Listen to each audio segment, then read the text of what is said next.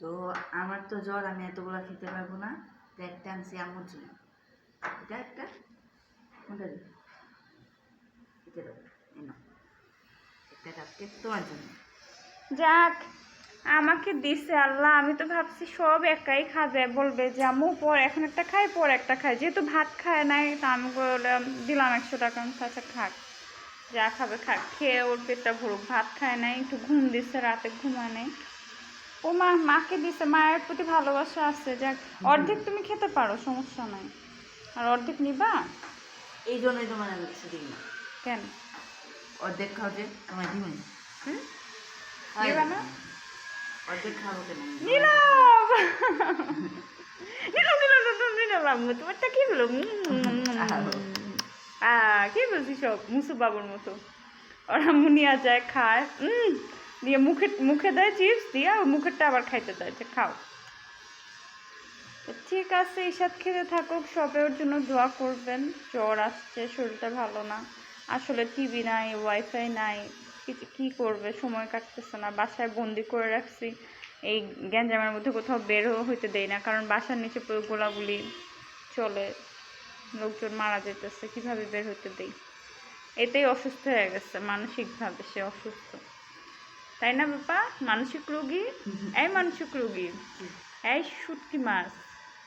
শুটকি মাছ কি খায় সারাদিন, এটা খায় সেটা খায়, তারপরেও স্বাস্থ্য হয় না। সবাই আমরা বলে যে হ্যাঁ ঈশাদকে কি ঠিকভাবে যত্ন নাও না, ও খাওয়া দাওয়া করে না। ঈশাদ ওর কোনো স্বাস্থ্য হয় না, ক্যাঙ্গারু। তখন বললাম যে এখন তোর উঠতি বয়স 15 বছরে পড়ছে, এই সময় তো গা ঝাড়া দেয়, লম্বা হয়, এখন তো আর স্বাস্থ্য হয় না যতই খায়। শসা আছে মাশাল্লাহ, এটাই খায়। কালকে 3টা মিষ্টি খাইছে, সকালে একটা সন্দেশ খাইছে।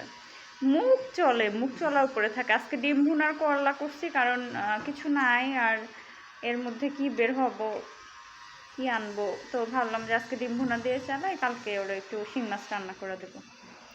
শিং মাছ দেখি, যেহেতু দুপুরে খায় নাই, সন্ধ্যায় রান্না করব।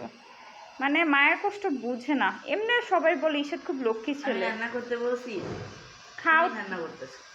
তো, তুমি তো খাচ্ছ না ভাত। ভাত না খেলে কি হবে? এইগুলোতে কি পেট ভরবে মা? এগুলো তুমি হচ্ছে চিন্তা করো স্ন্যাক্স, কেন? হালকা স্ন্যাক্স।